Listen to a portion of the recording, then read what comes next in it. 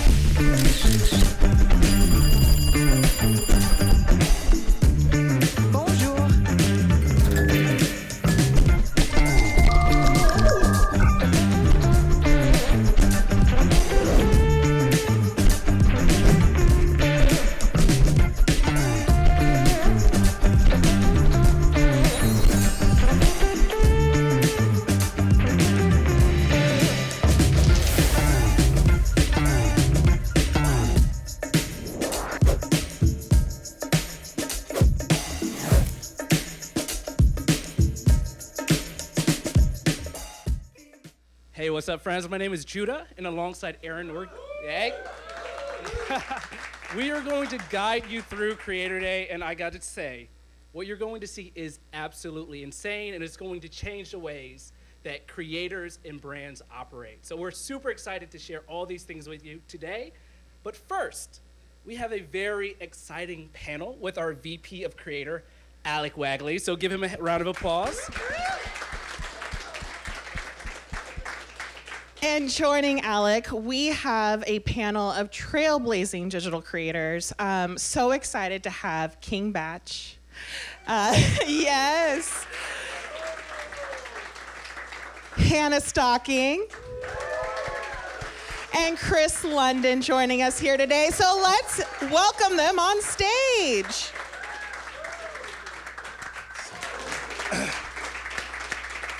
You know, it's funny, when we were talking about Creator Day and who we want to have up on the panel, we were going through, who are some of the OG creators that pioneered this space and that really helped pave the way for what we have today. And obviously, these three came to mind right away, knowing that they started off on Vine, started off on YouTube, and really have been able to pioneer what we are today. So give it up for our Fireside Chat people. Here we go. So the topic of today, we want to talk about monetization and how these creators have taken what they love to do and they bring it to life and make it their career, and they make it a way that they can live every single day being a creator. And we recognize that monetization takes a lot of forms when it comes to subscribers, and it comes to merch, and it comes to brand deals, co-branded products. Shout out to Nomadic with the Peter Kidden one, amazing job. And we look at that and we see how is it changing over time. And knowing that AI is a really big focus right now on what's happening, in this world today, we're going to dabble into that a little bit as well too. So as we get started, I got one microphone, so we're going to pass it down the line, and it'll work out. It'll be good. I promise you. They wanted to keep it, so we're going to roll with that one. So Bats, we'll start off with you. Okay, we'll run into this. And so my goal for this one, like I said, a chat amongst friends, just a little fireside chat. There's no one here. So feel free to give us the good stuff. Spill the tea a little bit if we have to, And so here's a big fact. I don't know if you know this or not. Batch actually holds a Guinness World Record for the most Vine followers. And the cool thing about that is no one's ever been able to take that because it doesn't exist anymore. So that's yours forever, dog. So killing it. So listen, let's start off in the beginning here. You've been able to monetize your content, grow as a creator, on Netflix, having a show, being in a show as well too, having their own stand-up tour as well. How have you continued to, evolve and adapt, your content to go from Vine into YouTube? Oh, thank you. And continue just to do the good stuff. Hit us. I think the important thing is to stay true to who you are.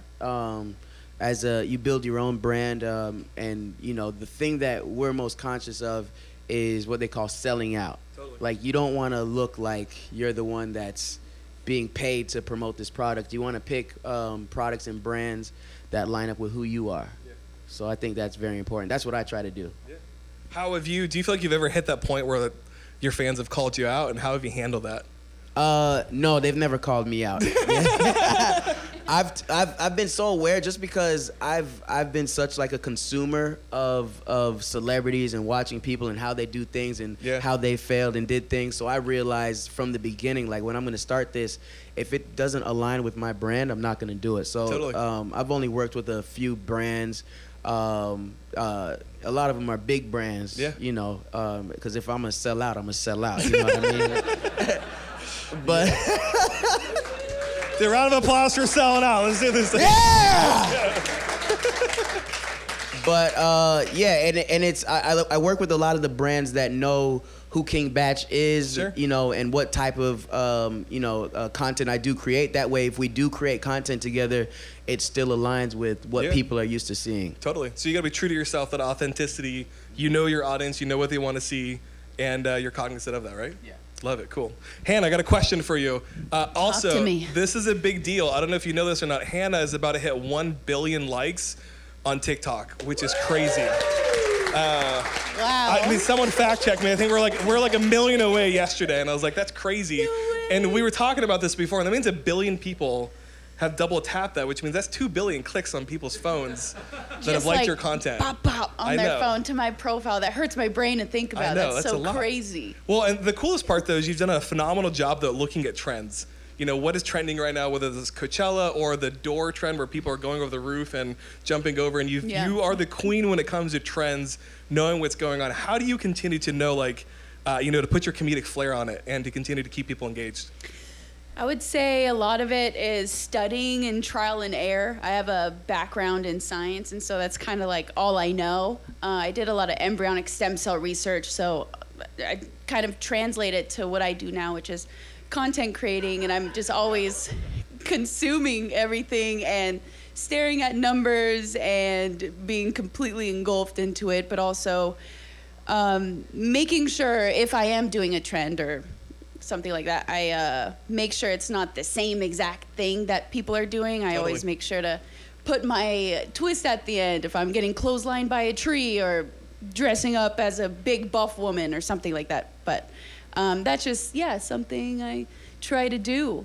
I respect it. I know everyone's asking. I don't know if you've seen a lot of Hannah's content in regards to, losing your clothing at Coachella or going through those other things. How do you step into public and you're okay with people just and you just roll with it? Like, how do you not get embarrassed? Because I would have a really hard time doing that. So hit me.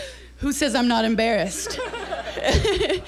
No, it's just something that I've studied over the years. When I do content in public, that tends to just do really well, and especially I've kind of learned the content for me, at least, because I have a pretty big demographic in the Latin community in Brazil. I make content that doesn't have too much dialogue and words, so people who don't speak English can understand and laugh at it.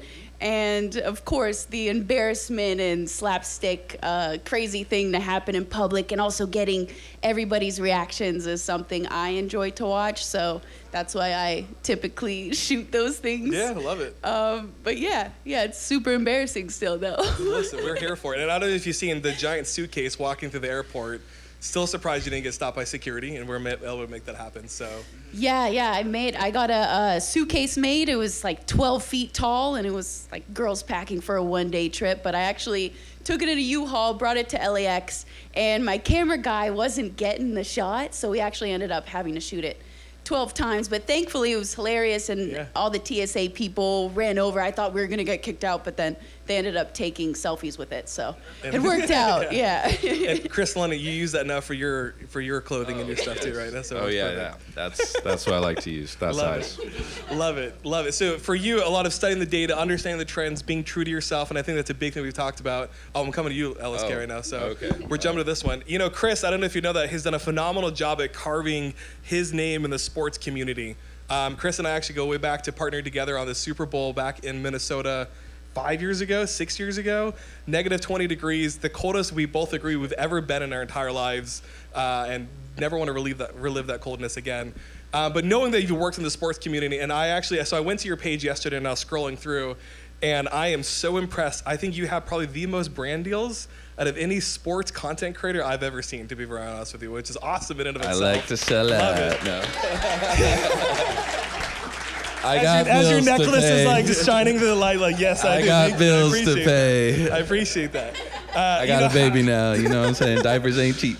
I love it. How do you know what your audience wants to see? How do you work through that? Like, from your monetization efforts, what's your perspective there? Hit us. Like Bash said, I think what's true to me and my brand, sports. So ticketing sponsor, that's a great one that I love working with, just because I don't have to try or do something or be somebody I'm not, because I'm going to basketball games, sharing my experience, and it's just a natural fit. So that's what I try to do when working with brands, just find a brand that fits me. I know being tall, it's hard to do. So I think it's just comes from experience. I've been on this platform, YouTube, for over a decade. Yeah, learning 2012, baby. Yeah, 2012, since I was in college.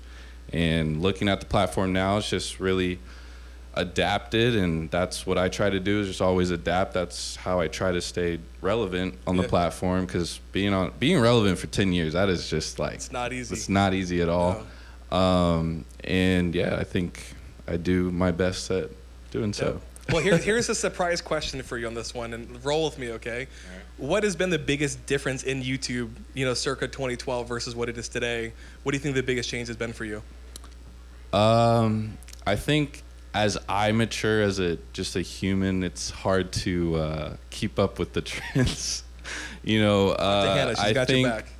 I think what I wanted to post 10 to 12 years ago does not. Well, I don't even know if it's allowed on the platform. Give us examples. Come on. But no, I think it's just now I understand kind of my audience better too. Totally. I know a lot of kids watch my content, and just I have kids that aspire to be sports athletes, whatever it may be, and so I stay mindful to that. Sure. And going into YouTube, I was not mindful of that at all. So I think just like Batch said again, I just try to stay true to what my morals and principles are, and I think as long as you do that as a creator, I think you'll go far. So. Love it, cool. Well, thank you. Any other thoughts to add, either one of you? We're rolling the nail. Appreciate it. Okay, listen, so we've talked about the past. What does monetization look like? All of you, like I said, you've proven that you've been able to adapt and evolve and change and to make a career out of something that you love. Now let's go look into the future real fast. And since you already got the microphone, we'll just continue with you for a second, Kris. Right. I know before we talked about AI and what the future of AI looks like, and I know, in my mind, when I think about AI, there's kind of three main things that I feel like it's going to really impact, the creator community. One of them is editing. How do I edit faster? How do I get, using Sora or GPT or these other things that come up with it? I think content creation itself is a big part of it as well. And also just streamlining processes and making things go quicker. And the last part, analyzing data and understanding your audience and understanding how your audience behaves, and that way you guys can continue to be, authentic to who you are. For yourself, have you touched AI when it comes to your creative process? If so, what are your thoughts, and where has it impacted for you? I've tried my best to, keep up with the AI. It is moving pretty rapidly, I would say, as far as just tools and just the progression as it's integrating into, tools that we use. I like to use TubeBuddy for like thumbnail analysis. Let's go. And I don't know if people are familiar with TubeBuddy, but yes, I use that often for just like there's some good insight for thumbnail design, along with just tags and boring stuff like that. And then I would say with Chat GPT, sorry, I'm a little dyslexic, so sometimes I say Chat GTP. You get what I'm trying to say, but I like to use that as like a foundation for script writing. Sometimes totally. I struggle thinking of, ideas to just start, and it's a good way to just kind of give me that spark that I need to get a new idea out. Love it. That's kind of how I use it right now. So soundboarding, working through it, and like having those questions, and Hannah, you and I were talking about this beforehand. At 2 a.m. when that idea comes to you, like you can write it down, you can have that conversation with it and help ID and build it on further too. So Yep. Love it. Thank you. Hannah, I got a question for you. Yes. Yes. You know, you already talked about being the queen of trends, understanding like authentically who you are, and also building that comedic flair to it. You know, for you, where do you see AI, you know, kind of working into your monetization strategy, working into how you make content or how you edit content? Hit us. What are your thoughts? Well, I have found that AI is actually, I found this program actually that helps with VFX, because I have a lot of VFX in my videos, but I try to make it look as real as possible.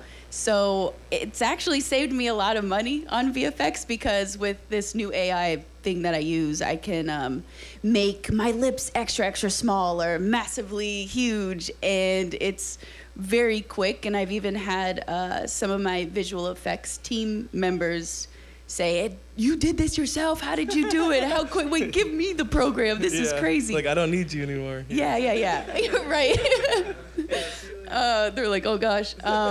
But yeah, in that sense, I think it's great. I can't wait to see where it evolves, because wow, it's helped me a lot. Yeah. Yeah, well, I know also when it comes to editing, I actually remember, and I won't say what the brand was. I remember one of your videos we got, there was logos that we couldn't use in it. And frame by frame, I know your editors had to go in there and blur out every single one of those logos, and that takes hours of work. And now I know there's been a lot of new stuff coming out with different tools where you highlight that logo and it's gone, and it doesn't exist anymore. So I think for you all, when it comes to monetizing your content and creating that, that's gonna be a big deal too. So Yeah, for that totally. Yeah, Love it. absolutely. Batch, here's the last question for you for the night, and we'll run through this one as well too. You know, being a creative genius, you know, someone who writes shows and produces and acts as well too, you know, how do you feel like AI is going to help bring and support your creative soul as you're going out there and ideating and coming up with ideas? Yeah, I think just like he was saying, I mean, I think AI is good for a base. Right now, for me, it's not advanced enough to know, because I'm a very unique style. Like, my style is for people from the hood. So I don't think AI really has dove into that yet. But maybe one day AI will come on to the dark side and know how to work. But it's good for a base. Definitely good for a base. But when it comes to really getting specific jokes that I like to hit, it doesn't really. It's not there yet. But in a couple years, I think it'll be there. Totally. So you're excited for it, not quite there yet, but you're optimistic that it'll work out. It's a good base. It's a good base. Totally. Great base. Yeah, I always say it kind of builds all of the structure, the frame of the house, and then you knowing what the house needs to look like, you know, you can put your flair on it and kind of build it from there. Exactly. That's a big one. Yeah. Here's the last question for all of you tonight. We'll kind of just go down the road. You know, like I said, you guys have been all making content for 10 years. Or more than 10 years, which is crazy. And you've seen it, you've gone through it. If you could look 10 years in the future right now, you know, what does the world of content creation look like? What does the world of monetization look like? And does it excite you? Are you fearful of it? What are your thoughts? Hit us. In 10 years? 10 years. Oh, man. In your 40s, by the way, so. Nah, I'm going to still be in my 20s. We got AI. What you mean? Edit that out. Still 20s, yes. I'm going back in time. No, man, I can't. It changes so fast. I don't even have the answer for that. But hopefully, you know, script writing will be easier, editing will be easier, shooting content will be easier. I saw a full short film that was straight AI generated. Crazy, right? And that was pretty insane. And it looked like, you know, something like that would take months, if not years, to make. So. It was the balloon one. Yeah, beautiful. Have you guys seen the balloon AI balloon. short film? Check that out. It's insane. But yeah, that's what I think. Love it. Cool. Hannah, hit us.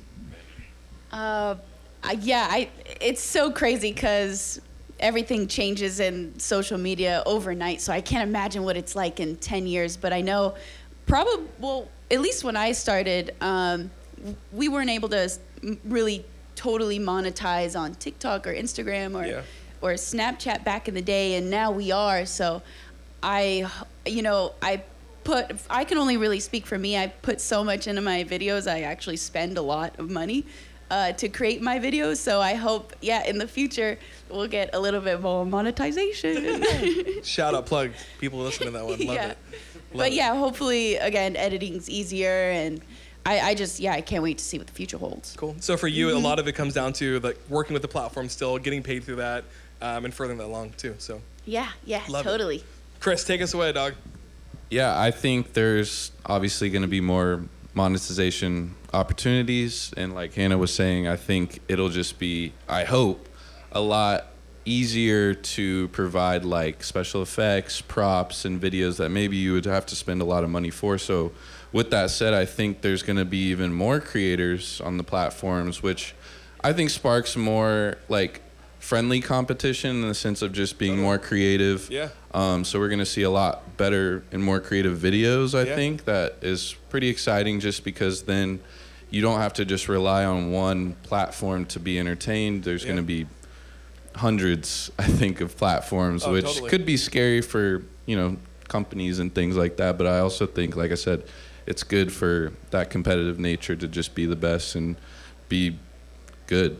Yeah, I love it. Yeah, I mean, I remember like when TikTok blew up, you know, right before, was it 2020, and like how all these creators came out of nowhere. And it's been so cool. I mean, some of them we have here in the audience today, like who've done a phenomenal job of building a big community on TikTok.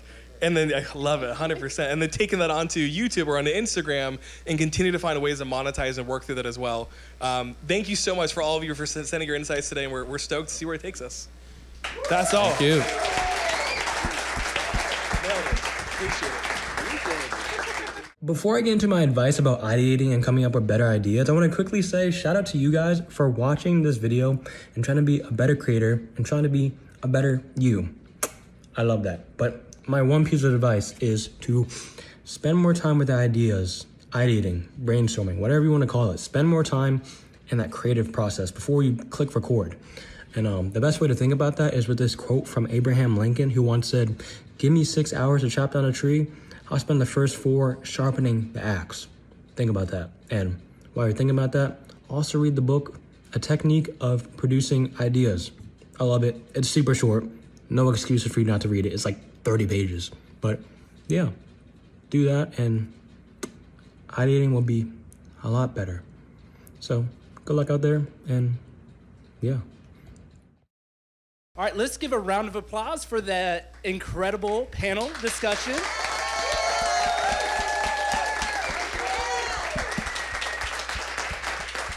All right, now it is time to prepare ourselves for a keynote. It is my honor to introduce Ricky Ray Butler, CEO of BENlabs and TubeBuddy. Ricky is a pioneer within the creator economy, transforming the way that we leverage data and AI for both brands and creators. Please join us in welcoming Ricky Ray Butler to the stage.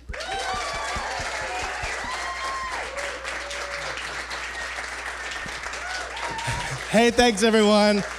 I am seriously excited and honored to be here and to be here celebrating, Creator Day.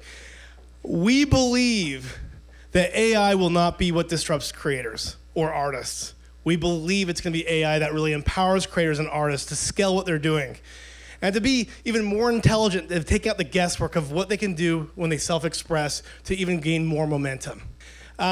We believe, the creator economy is truly the era of the artist.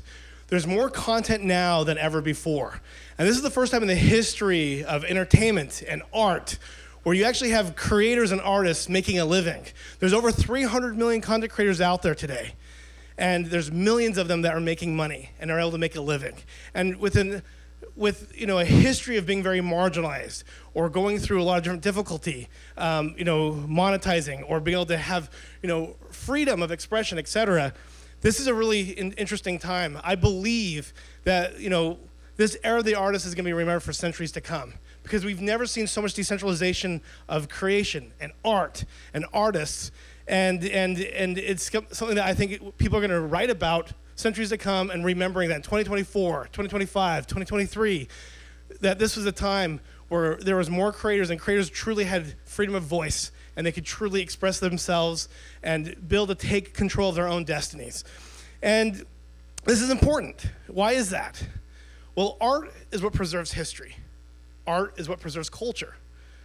Art, what we've also learned, is the best form of data that we can learn from and see the future with. And we'll talk more about that and how that works. But the truth is, with all these breakthroughs with AI, it's because of art and artists.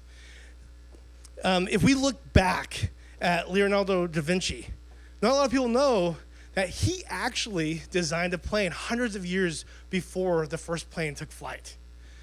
This is not an anomaly.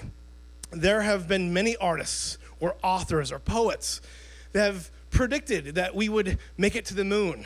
Or, if you look at Star Wars, or if you look at Star Trek, we're starting to see that. Those types of pieces of content inspired companies like SpaceX or NASA. There is a lot that has happened that have been manifested by artists that have really, really guided and directed where humanity was going. And so art is one of those areas where we get to really dream of what we want to do. And then later on, as we really accomplish and we engineer and we figure out how to make that innovation happen. And so there's been a history of artists being marginalized. If you go to the 1400s, you have Mikulus of Kazan. He created an astrological clock that I've seen personally in Prague that is just beautiful. Well, did you know that his eyes were gouged out after he created this clock? Why? Because the people in power at that time did not want him to create another clock. This has happened in other situations as well. You also have Vincent van Gogh. Vincent van Gogh never got to see the fruits of his efforts. He didn't become famous until after he passed, and he never made money before then as well. And if we look at Frida, she had a disability. It was very hard to be an artist and a woman, especially in the early 1900s. But, she's one of those artists that, probably in a different time, in a different era, could have been much more successful. And then we have, Shonda Rhimes. She was challenged and questioned with a lot of her creative ideas. And she's now known of creating some of the most successful IP in Hollywood.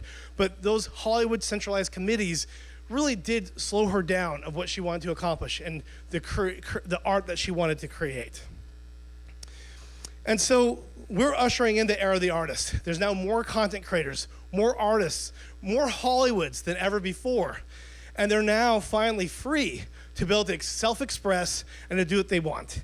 And this is important as we look at, history, as we look at, pop culture, as we look at preserving, the culture of humanity. We're now able to see more self-expression across more platforms and across more different types of art than ever before.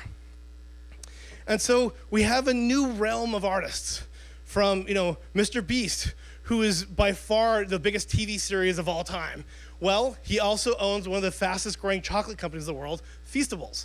Well, one person that you maybe not have heard of is Minnie McKnight. Several years ago, before Feastables or before Prime Energy Drink, she launched Heritage that has been doing hundreds of millions of dollars a year in Walmart sales. And the list goes on. You have Taylor Swift. Now the platforms and all the studios and all the tech businesses are all bowing down to her and her influence. She is truly empowered, and she's truly able to be independent and to be able to make the choices that she wants, to be able to self-express her art to her community.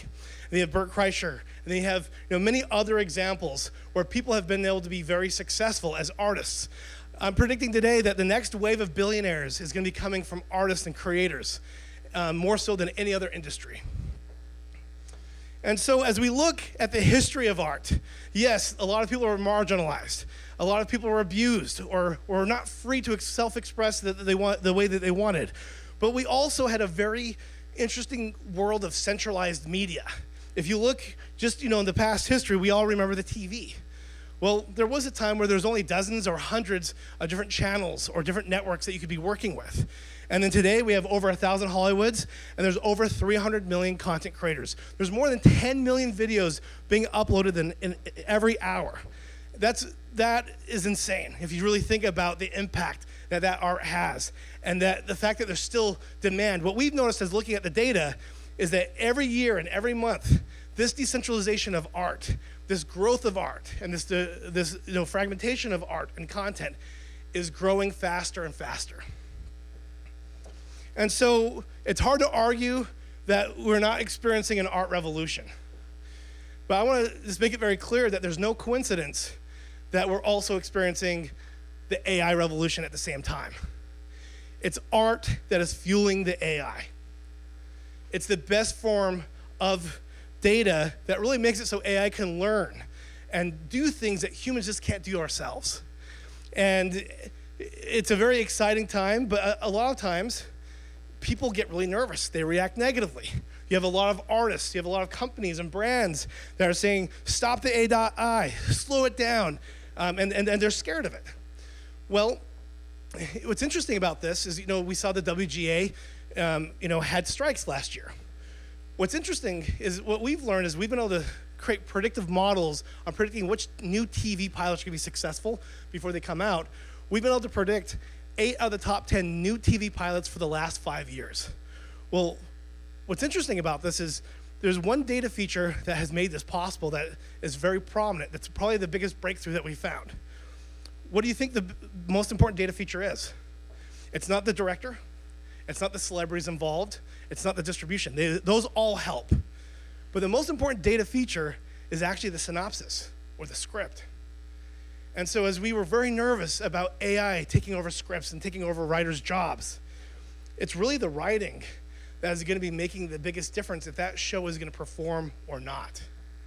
And yes, AI, will build a scale that and make it so we can write much faster, but it really comes from the human brain and the creativity of a human that makes it so it's possible. And so it's really, scary and it's an interesting time to be alive when you see all this new technology moving so quickly. But the truth is, AI really is just software for math. It makes it so we can really turn the lights on and see the full picture.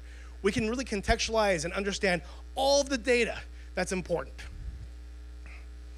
And so if we look at all these AI breakthroughs that have happened in the last 2 years, you have ChatGPT, DALL-E 3, you have Midjourney, Gemini. You know what they have in common? They all have 2 things in common. One, these are breakthroughs in art and content.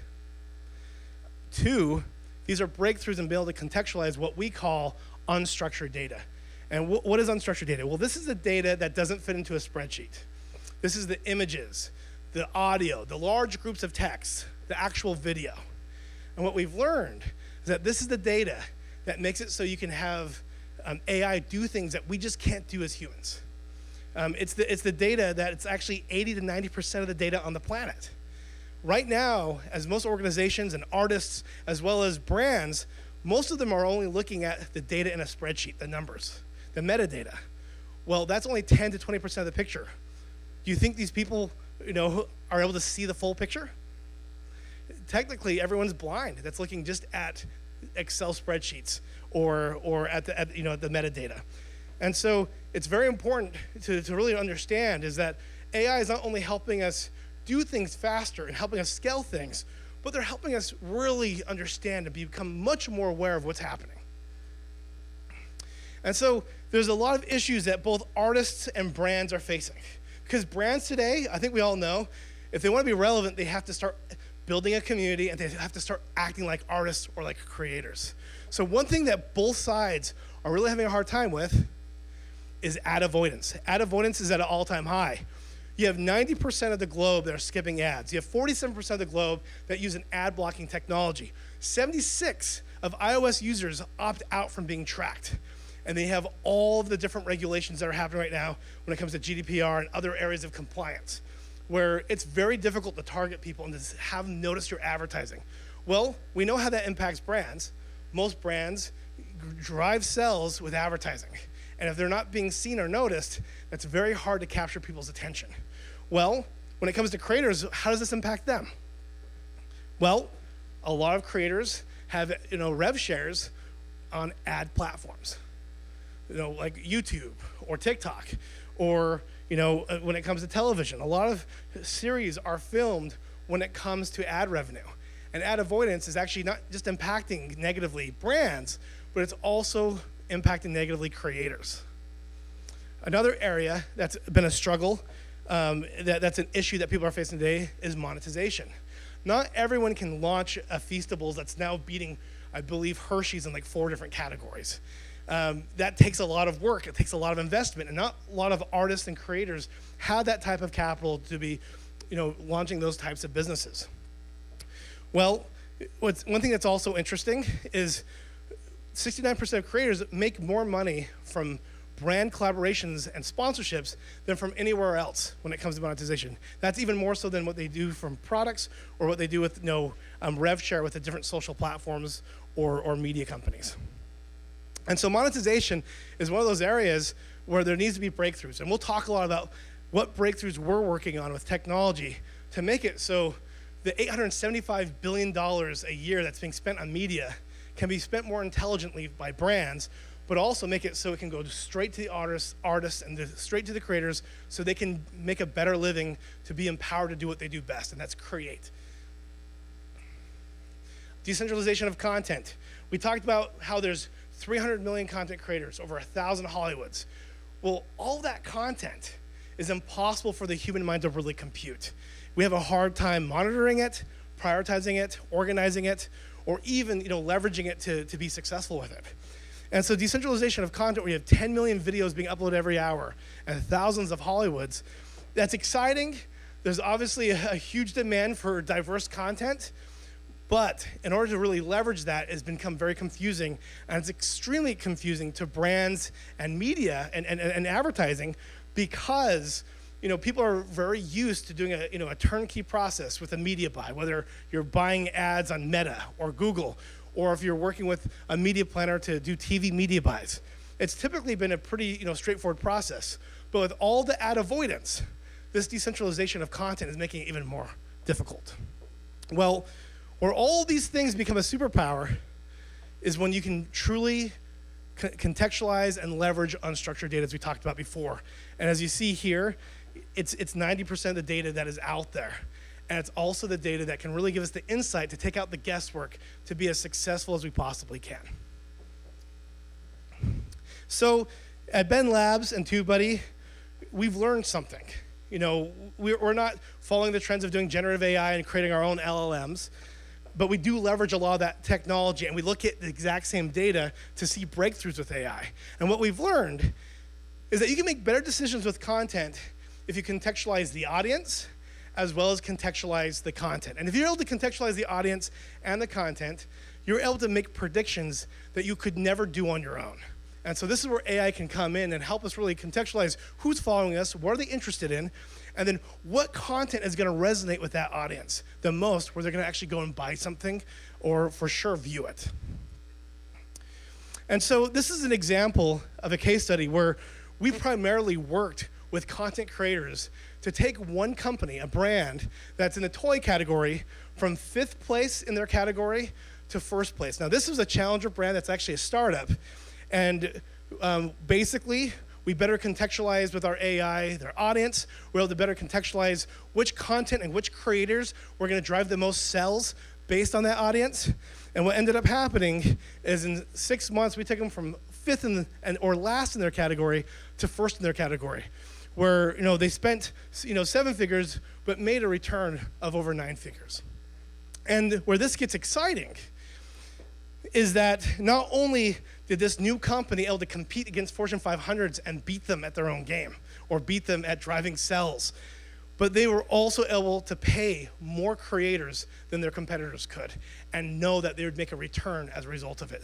So it was something that was very beneficial, not just to the brand and driving sales. Then this, by the way, this is Walmart data here from their Illuminate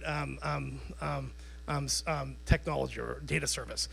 But not only were we able to drive sales, but a lot of creators were able to be a part of that project and were able to also benefit from being able to help fund their costs as well. So how do we do this again? Well, we contextualize the audience as well as contextualizing the content. So I'm going to show you exactly what we do to contextualize the audience and the content. This right here is an image of millions of different creators and different influencers, as well as production companies or events, anyone that really has a strong following in social media. So we've mapped the entire social ecosystem. And what you'll notice that these millions of dots are organized together based off of color. And so you have red over here, purple, green, blue. Well, they're clustered and organized based on audience overlap of interest. And so what we've learned is if you can figure out all the millions of different social neighborhoods out there that best resonate with your content and best resonate with your actual audience, you can actually see if you are a creator or if you're a brand, which different clusters are actually most relevant to you, how to better contextualize who that audience is, what they're interested in, and then from there understand what type of content you should be serving those audiences. And what we've learned is geographics and demographics are not enough. That typically is the standard in advertising or in media or marketing. But that is really, really just, putting too many people in a really small box and over generalizing or assuming what they're interested in. And what we've learned is that humans, they're multifaceted, they're very emotional. And understanding the psychographics or the interests is game-changing. And be able to do that at scale is something that people never had, those tools at their fingertips. But what we've learned is, we've been able to create a customized machine learning model where we use computer vision, natural language processing, where we make a vector. So we make like this connection where we can see what your audience is doing, what they're interested in, and what are they consuming in, and what are they consuming. So what are they interested in, and what are they consuming?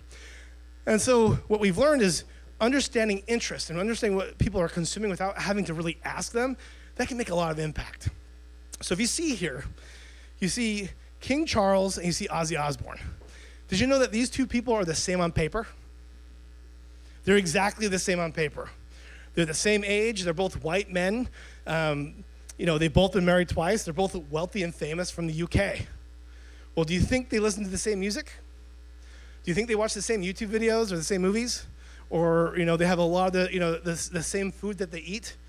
I would bet that they're very different. Well, if you look at the different options of targeting, whether it's on a social platform or any type of media buy, most likely you're going to be targeting both of them. And so what we've learned is being able to understand and contextualize interest levels and what people are actually doing makes a really big difference. So this is an example of what we did with our client, Sony. And this is something that we also do with creators. Sony has different clusters. And so you see all these different colors here. These are all the different social neighborhoods or clusters of audiences that Sony has an affinity with, who are following Sony, and they can see, okay, based on who they're following there's other people that are just like them, they're interested in the same thing. And what you can see here is Sony, has an affinity with young tech-savvy creatives. Well, what's interesting here is that LG is one of the biggest competitors to Sony. And you'll see with this, purple cluster, Sony and LG are competing for a specific social neighborhood or an audience cluster. And that can be very complicated. Well, Sony can compete with LG just with this cluster, or they can find another cluster that's very similar to their core audience, where LG doesn't even exist. And this would be this cluster here, which is passionate, informed creatives. And so if we go a little deeper, all of these yellow clusters here that we see, these are all the clusters where LG and Sony have affinities, where they're competing for the same audiences or the same social neighborhoods. And so you see here, this is a cluster where Sony is on their own, and then you also see this other one down here where Sony's also not competing with LG. But look at all of this white space. There's so much opportunity. And so when you look at Prime and how successful they've been, a lot of people assume that Prime is just beating Gatorade or taking market share from Gatorade. But what we have found is by leveraging this clustering analysis and being able to really look at the social neighborhoods, Prime has been growing in sales, not because they're just going after athletics, because they found other clusters or other social neighborhoods that are very relevant to Prime. For example, the EDM community. That's a community where Prime has thrived with and has driven sales with. There's lifestyle communities, there's other different types of communities where Gatorade or any of the other competitors really don't even hold a candle to or even close to talking to. And so you can actually build market share and build influence, whether you're trying to get followers or whether you're trying to drive sales, by understanding what people are interested in and better able to contextualize what they're doing, and then understanding, okay, what type of content do we serve to them? And that goes to our next section, is contextualizing the content. So we've created models where we can really look at the content, look at the audiences around that content, and predict how many views a video is gonna get. We can also see how many clicks or how many engagements a video is gonna get. And if we have enough data, like we showed you with the toy company, we can actually predict retail sales from video and audience engagement to driving sales in Walmart, Target, or on Amazon. And so being able to have full funnel predictions is something that's going to be very important. When you're in this world of decentralization of content, it's really a gold mine of art and unstructured data that can make it so you can do things as an advertiser or a creator that you could never do before. Also, we do attention heat maps where we try to contextualize not only what people are going to watch, but what parts are going to interest them the most. What part of the video is going to grab their attention? Where are they going to be looking specifically? And then we're also working on retention models, not to just predict viewership or engagement, but where in the video is there going to be drop-off or an engagement increase? And so there's a lot of things we can do if you can better contextualize the audience and the content. When you're able to look at the unstructured data, you can do things that sound almost magical, but it is scientific, as well as looking at what percentage of engagement is real versus fake. Not a lot of people know this, but some of the top platforms, one specifically, social media platforms, 75% of creators have between 25 and 45% fake engagement. Ladies and gentlemen, I'm not talking about followers. I'm talking about engagement, people that are liking or commenting on videos. A lot of those are fake.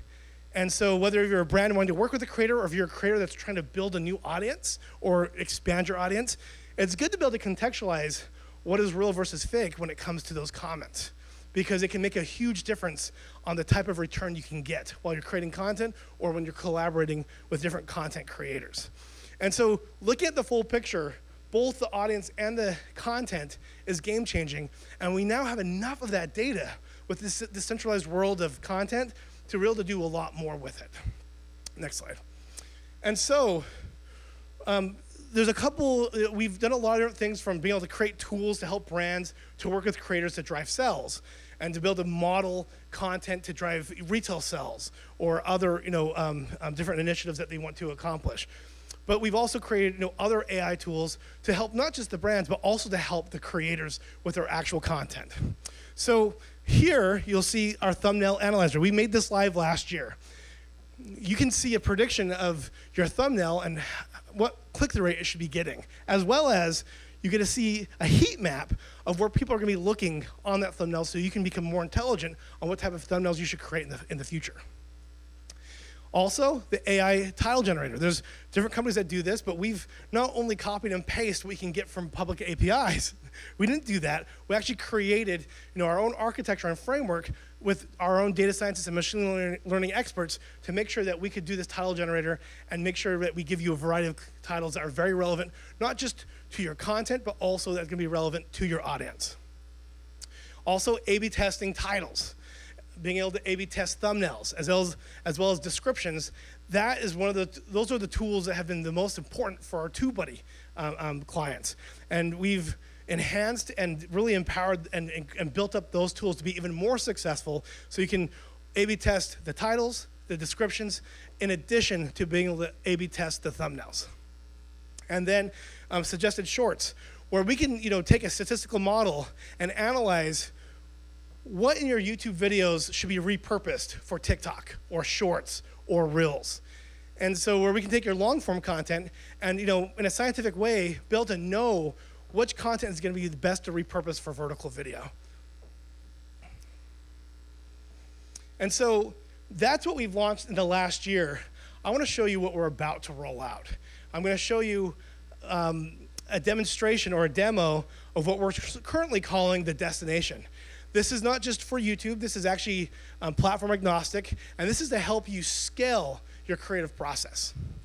And so I'm going to walk over here and show you what we have here. So first and foremost, I'm going to just use my own YouTube channel. I'm a micro creator. I have about 20,000 subscribers, 21,000 actually, as of yesterday.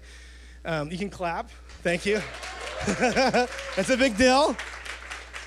Well, what's interesting, as we started creating tools, and I've continued to create content and interview different creator guests, etc., this has been game-changing for me. It's been game-changing to understand what type of creators I should have on my podcast, but also different areas of how I can optimize what I'm doing. And so as you can see here, we have the social neighborhoods or the audience clusters that I can analyze, but I can also look at not just creators, but what are they shopping? What's the niche? What's the type of content or websites they're interested in? And so if I go down here, the clusters or the social neighborhoods that follow my content are curious clickers. The audience that engages with these YouTube accounts can be described as diverse and in their interests. They are active social media users who enjoy, I won't read the whole thing. We also have artistic and curious pioneers. As I scroll down, not only am I going to see who my audience is and a description of that, but I can also see which creators out there are very relevant to me and my audience. What are other creators that my audience is interested in, and what are they watching? And so you have a couple of different niche education channels. You also have, AI channels. You have Active Growth. You have Links Digital. You have Ben Moot, who does, education videos on selling. And so my channel, Creative Disruption, is focused on the science behind entertainment. So we talk to entertainment executives, technologists, as well as content creators.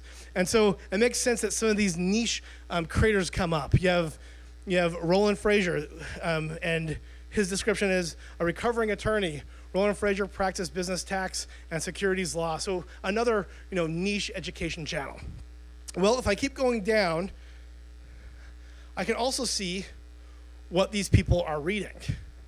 And so right here,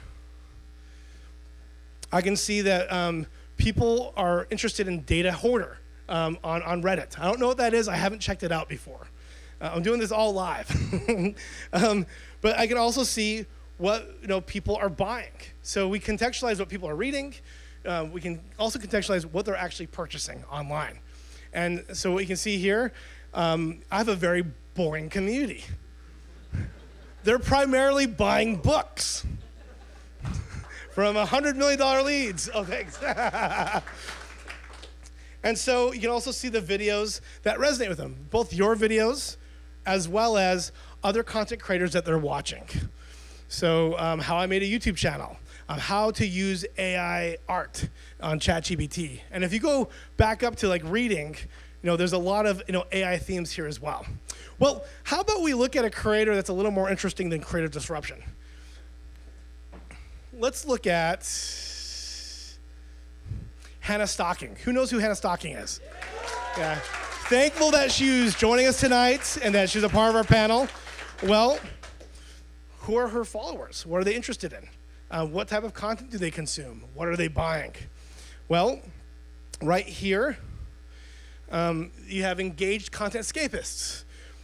You have inspirational igniters or joyful journey takers. And there's a description of each of these prominent clusters or social neighborhoods that she's a part of. But you can also see what are other creators that she has an affinity with that have overlap based off of interests. So you have Joey Salads, you have King Bach, you have the Bee family, you have Wolfie.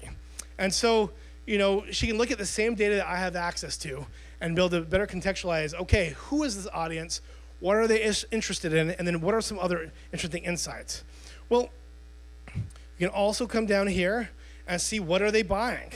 So you have people buying technology, solar panels, Teen Titans, which I think is an anime. Well, no, it's a DC game. You have hats. You have all sorts of different things. A microphone arm stand, and then you can also see the different content that they're watching. So there's an affinity with the McFarlanes and other big YouTube creators, but also UFC fighting.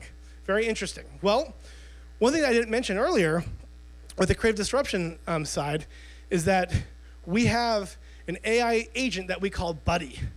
And Buddy is a generalist when it comes to Hannah Stocking or when it comes to your YouTube channel or your social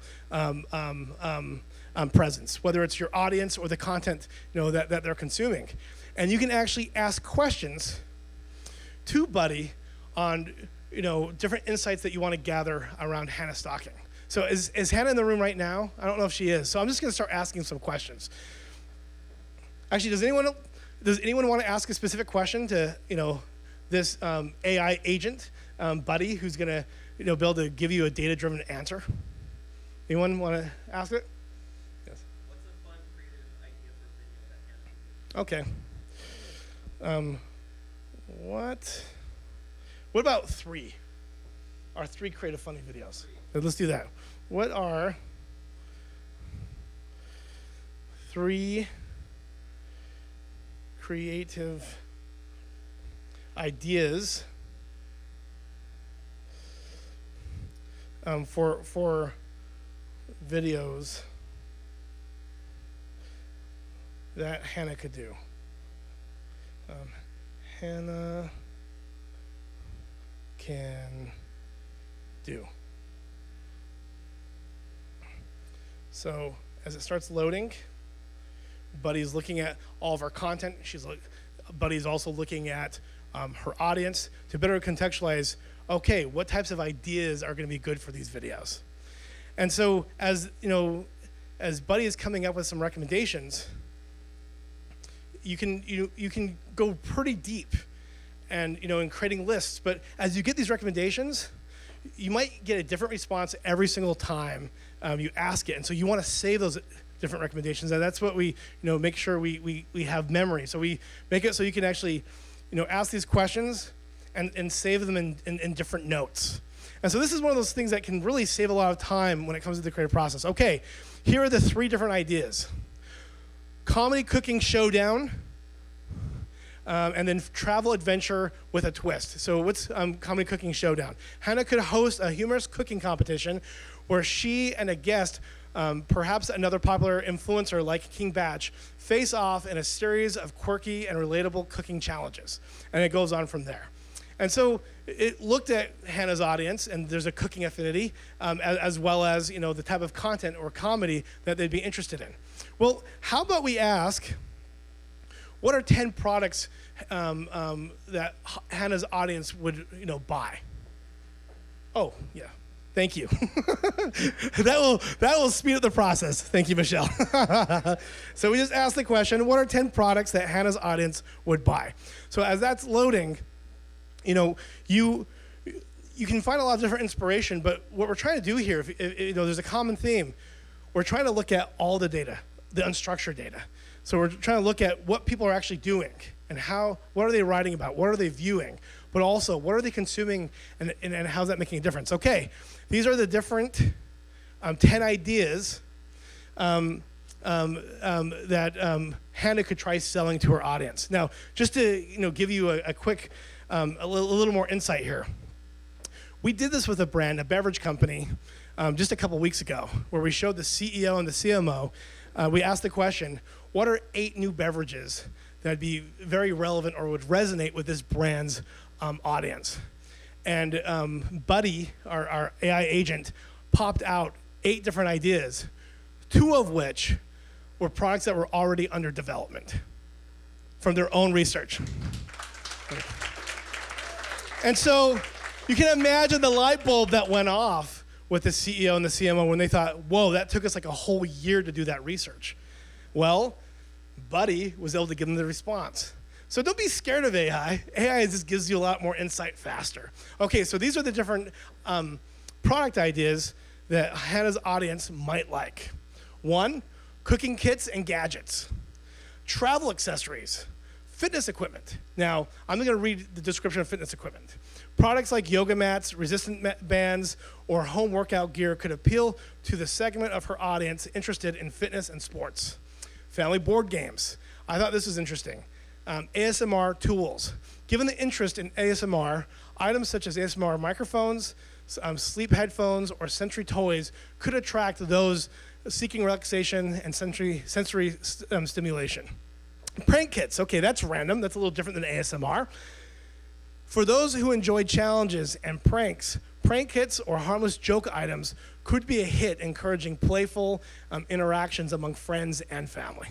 So, maybe they're not the best ideas in the world, but these are ideas that have been inspired based on the data of your audience and the content that they're watching.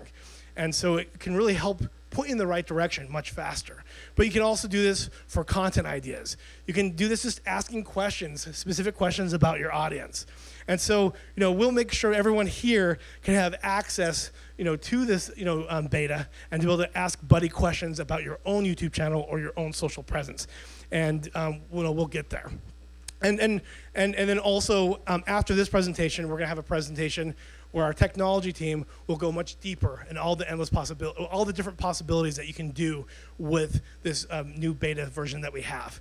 And so TubeBuddy has traditionally been the platform to really help creators with video on YouTube. As you can see here, we're going cross-platform, not just across other social media sites, but we also want to help you when you're driving sales, when you're thinking of other types of businesses that you're trying to develop, but also understanding what's the shopping behavior in addition to the viewing behavior.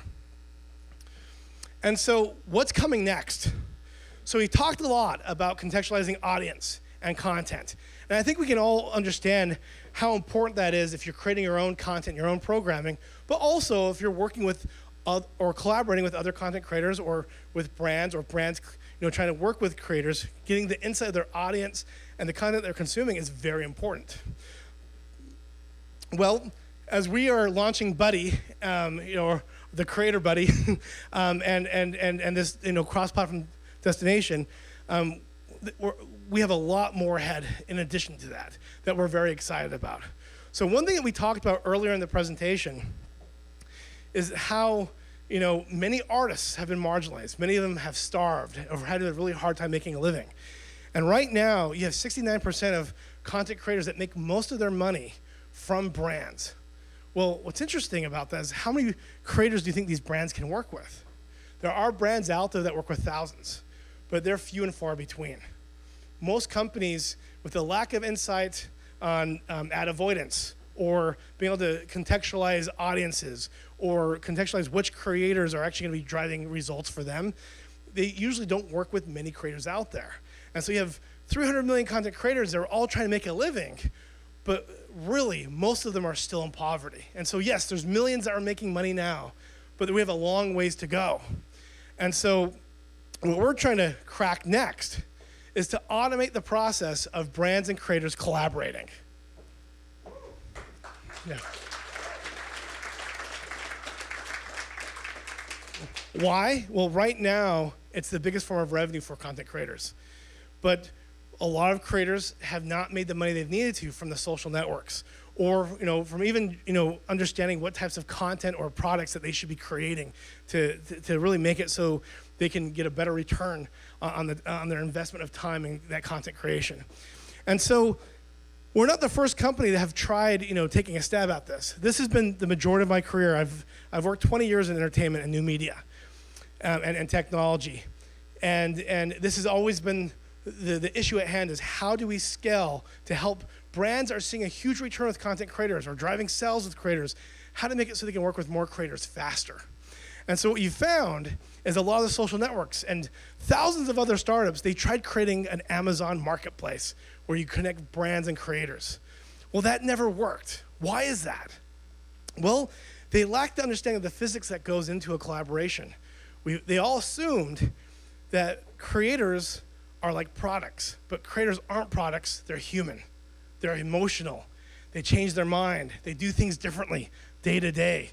And trying to just having this marketplace was an area where you're trying to herd cats still, and most of these marketplaces the creators didn't even know about. And so what we're trying to do is how can we be proactive? Rather than having a reactive marketplace, how can we gamify this and be proactive where we can really create technology that can learn like a human but scale like a machine? And so as you've seen, we've scaled a lot and we've automated a lot when it comes to consumer and audience insights and content and insights around content. Now what we want to do is make it so a company can come in and look at all the data that's necessary to make decisions, and with a click of a button, they can activate dozens, hundreds, or even thousands of content creators and know that these content creators are going to be driving sales for them, and they're going to get a return on investment. This is what just needs to happen today, because with ad avoidance, this centralized media buying system that we've all been a part of is becoming more and more irrelevant. And so it's now time to take this proactive technology approach with AI to make it so you can get more money in the hands of more artists faster.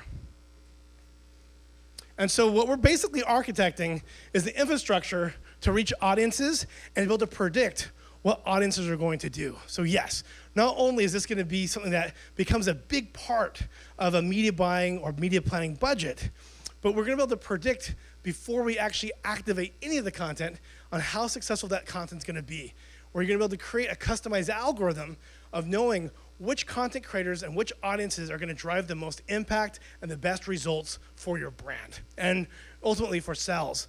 And so brands will be able to go straight to creators in a platform agnostic way to really get to audiences and to be able to drive results and to be able to understand how is the audience going to react to the content and how can we actually make it so we get a strong return on advertising spend or return on investment.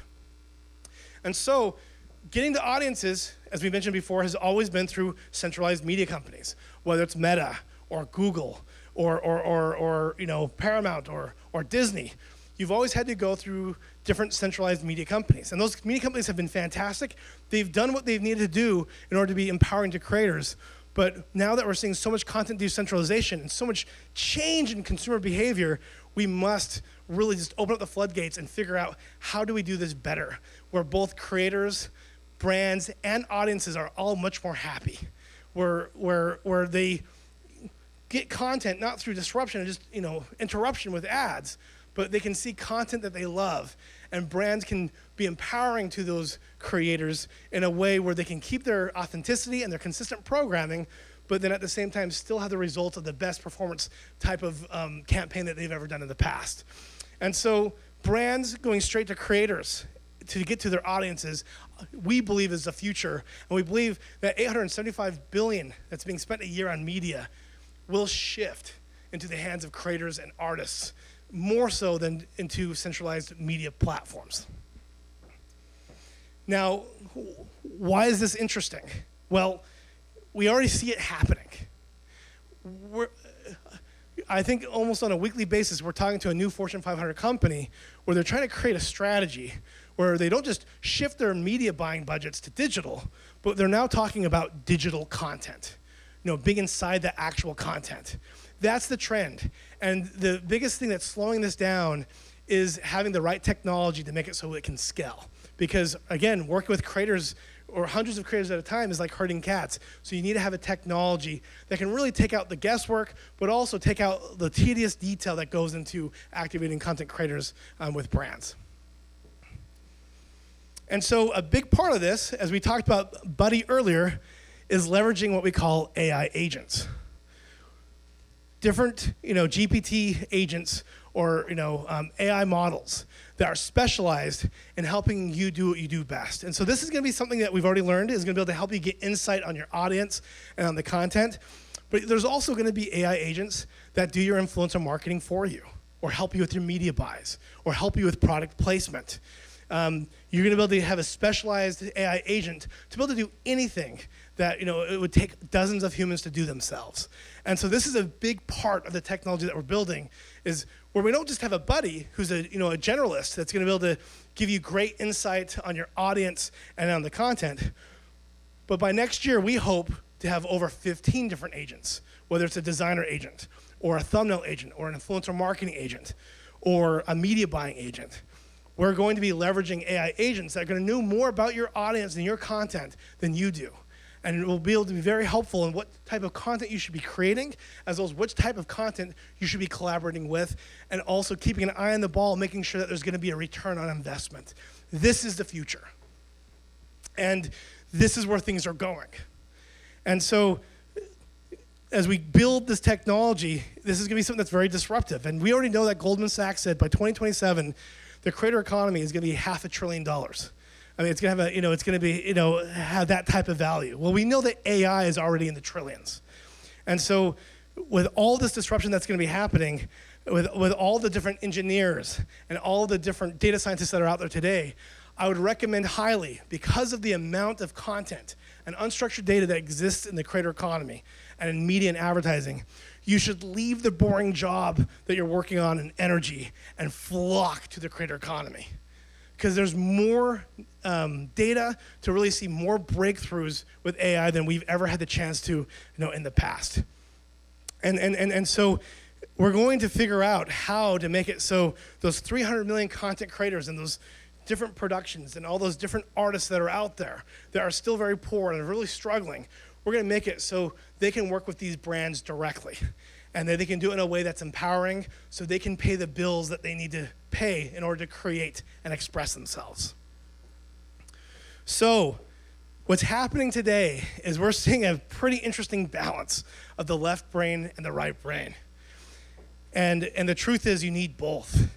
The reason why AI has been as successful as it is today is because of all the content creators out there. So we gotta be giving props to YouTube. We gotta be giving props to TikTok, to Netflix, to Amazon, to all these different platforms, because they've really made it so these content creators can express themselves and have an audience to do so that is less, that is not archaic like what we've seen in the media world or in the art community in the past. Everyone has a chance now to self-express and to be successful in doing it and be able to use the tools to take out the guesswork to be as successful as possible. And so, this balance of AI and art is very necessary for both artists to be more effective and more independent and to really control the destiny before them, to fulfill their dreams, to manifest where we're gonna go as a society, what new innovations we're gonna be creating. We need more of that. But AI is going to make it so it can happen faster. And it's going to be able to scale these artists and these content creators and these brands to be much more successful and effective with the content they're creating to get the reaction that they need so they can be successful. And in order to do it, it can't be disruptive. It can't be an ad campaign that's forcing you to see a 30-second commercial before you see the next piece of content. It's going to need to happen inside the content. That's going to give you higher clicks. It's going to get higher views, but it's also going to get you the highest ROI on your media spend. And so I want to share a quote from Sam Altman, who is the founder of OpenAI and one of the pioneers of this new world of AI that we're in. And I found it very interesting what he had to say just a couple weeks ago. He said, "I think critical thinking, creativity, the ability to figure out what other people want will be the most valuable skill of the future." Well, I believe he's describing the artist and the creator. To be able to understand your audience better, to be able to understand how people are going to react to your content. That ability to be able to understand what people want and how they're going to react and be creative on how you message to them to get that response. That is the future of where corporate America is going, but also where creators are going. So we are seeing the era of the artist. We can keep calling it the creator economy, but I really think this is for the history books. People are gonna remember all the content that is happening today, unlike any other time in history. And why is that important? Art preserves history. Art preserves culture. And as we talked about, art is the best form of data to train AI to do things that we can't do that are human. And we can, to the point where we can predict the future, whether people are gonna buy something or how many views a certain piece of content is going to get. And what's really interesting to me when it comes to humanity is us being able to contextualize this art or this content, which helps us understand our culture, which helps us understand history. But this form of data that we can learn from can make it so we have a better future. Maybe we're more inclusive. Maybe we're more understanding. Maybe there'll be less war as we have more humans out there self-expressing and being able to do it more effectively than ever before. And so we are in the era of the artist. It's not going away, but it's also not gonna be replaced by AI. It's what's gonna keep pushing technology and AI forward so we can have a very successful tomorrow. Thank you. What's up? I'm Jenny Hoyos. Oh my goodness, that just sounded like an insane YouTube video intro. But anyway, I'm Jenny Hoyos, and I've gotten over 1 billion views on YouTube Shorts in only 2 years. So here's my secret that I tell every single creator. Okay, now it might not be a secret if I'm telling every single creator, but the point is, this is my biggest tip that I give everyone, and that's to be unique. Because I see a lot of upcoming creators copy their favorite YouTubers, whether that be their humor, ideas, style, editing, etc. But the problem with that is the viewers aren't going to watch your video when they could just be watching that creator that you're copying. Not to mention, if you're making videos like everyone else, then you're not going to stick out from the crowd. So my biggest tip is to be unique. And I wish So I wish you guys the best. I know you're gonna blow up. You just have to keep going. I'm trying my best with this advice thing. Okay, you got this. Keep crushing it. Keep posting, and eventually it's gonna work. Stay consistent. Good luck, guys. I'll see you at the top.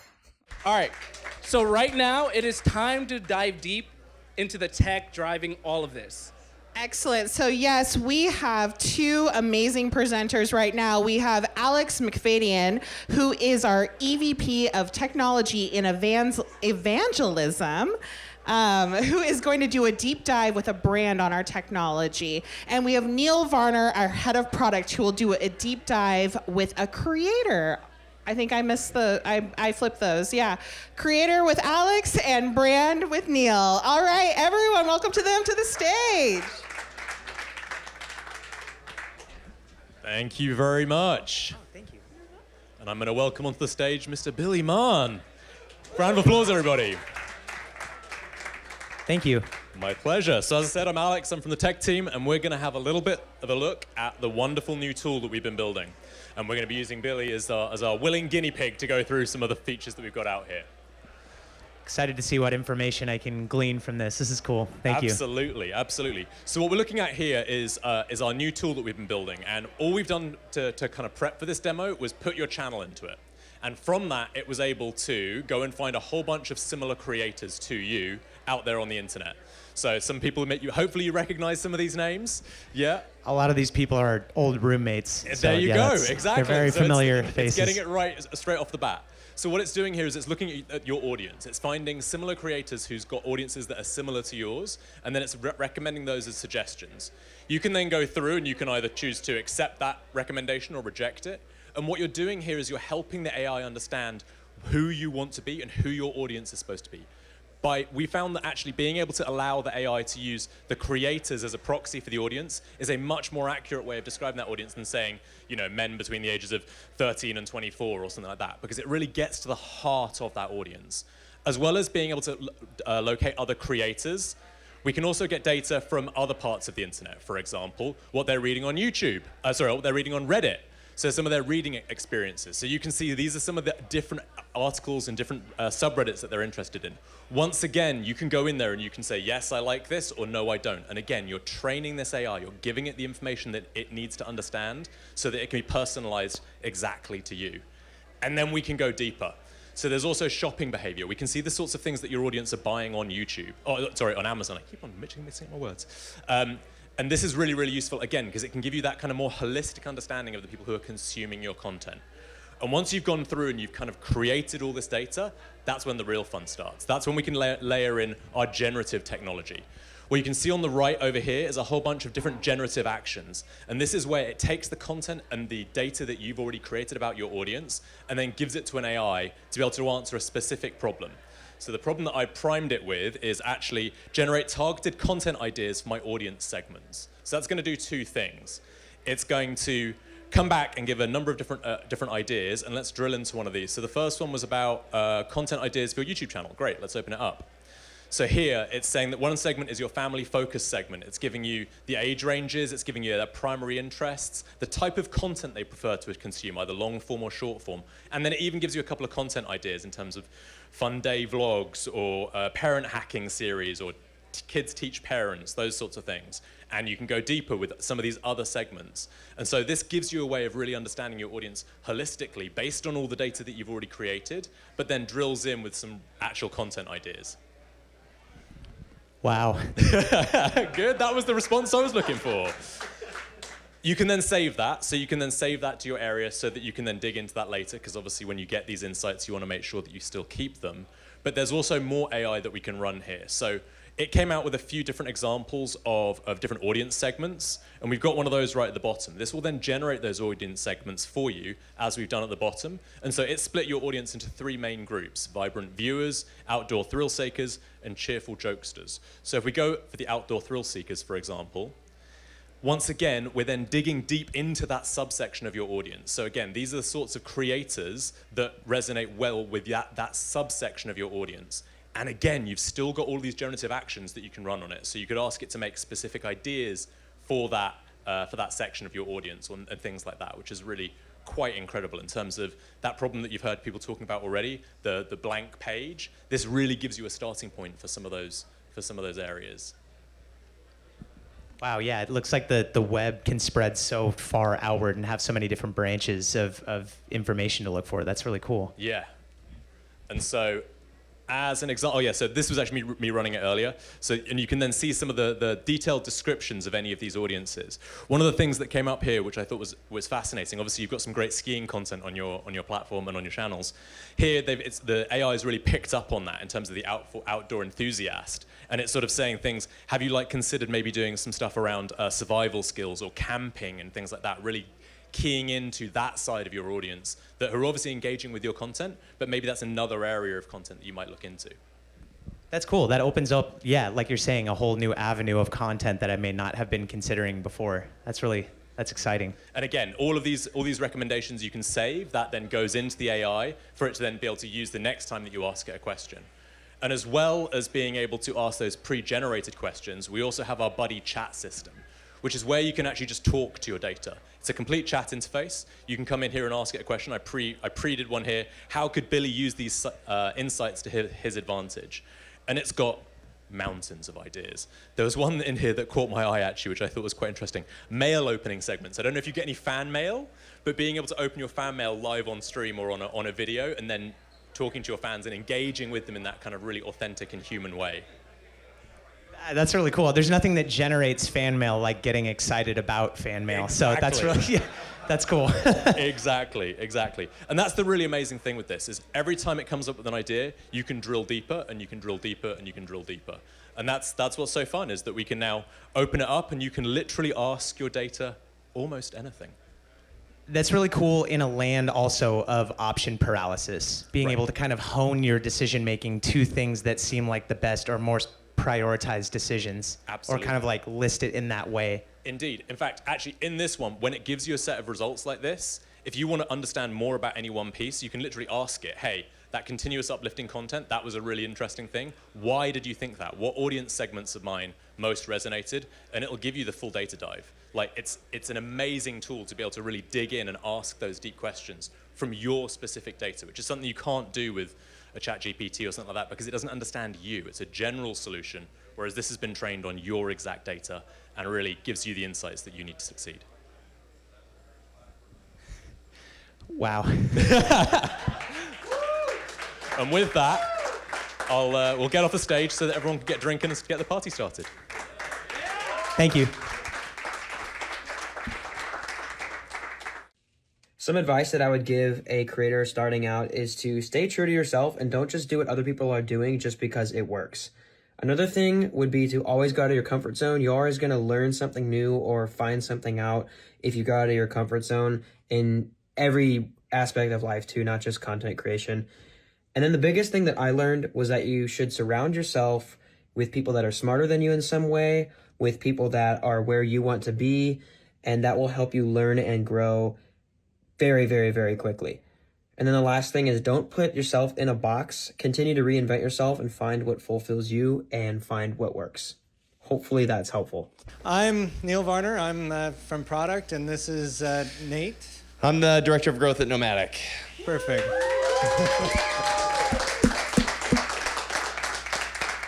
Cool, and today we're going to be looking at a new feature that we've been putting out for TubeBuddy, showing really kind of two things. Number one is how brands and creators can ultimately get information and data about their audiences, to be able to collect that, really see, through like the screen and ultimately be able to understand who's on the other side actually viewing and engaging with their content. And then we're going to take it to a step two, which is talking about how to use AI and integrating with that content. So part one of this, we've pulled together a page for Nomadic that's going to help us understand kind of like their niche, their space.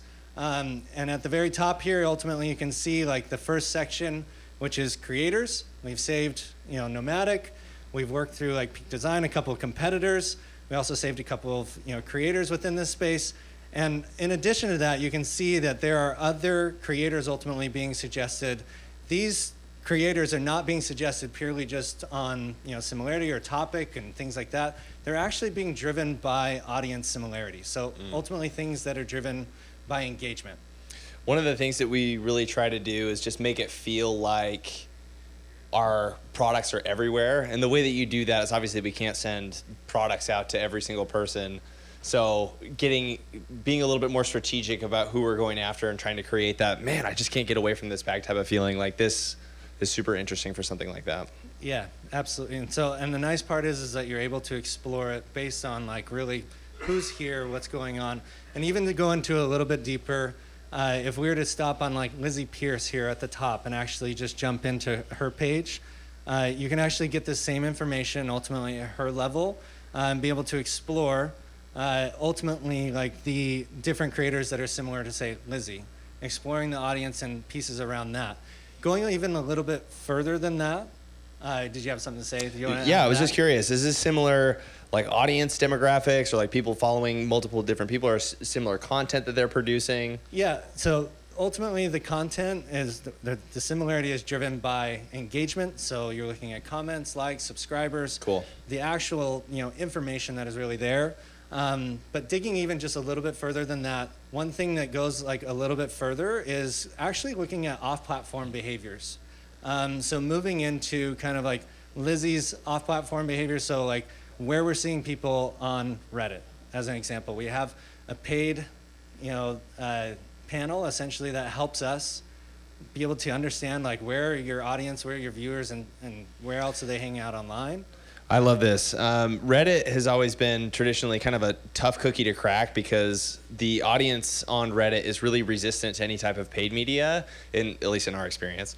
But finding a way to get into the subreddits organically, it could be really valuable. And just knowing where to go, because there's just a vast amount of different subreddits it's a lot of ground to cover. So picking out some different ones could be super effective for us. Yeah, so then pushing that even further, ultimately we're able to pull like shopping behavior. So we're really getting a fuller picture in this case of who Lizzie is, what kind of like followers and what her viewers actually take in. So her viewers are into these kinds of products. Yeah, these sorts of cameras, the discs, obviously you can see that that's relevant to like her particular channel and what she's producing. In addition to that, we also have like watching behaviors. So who else are they consuming? There's our guy, Pete. Love it. And so then, pushing further on this is like helping us understand, like, when it comes to activating on this, is kind of like moving into like, okay, well, how do I use this data in order to do something actionable? How do I actually take this and really put it to use? Obviously, AI is like all the rage these days. Yeah. We all want to use it. One of its hardest struggles is like being able to actually effectively use data in conjunction with AI. And so all this data that we've been going over, ultimately we've been able to integrate it so that it can help you actually put together like your campaigns. An example of that and kind of where you find that is over here on the right side panel. We've got lots of different ideas and kind of preloaded like prompts. So new product ideas, campaign ideas. If you push down, like obviously there's lots of lists there. Ultimately, it's up to the user, and the user can customize these things. We'll show that in another demo as far as like being able to actually take this and push in a direction, tune it specifically for your needs. In this case, let's look at like the influencer campaign ideas and really helping kind of like pull this information. Right now, we've only saved Lizzie and Connor, and so like you'll see that like all of a sudden pop into the actual ideas.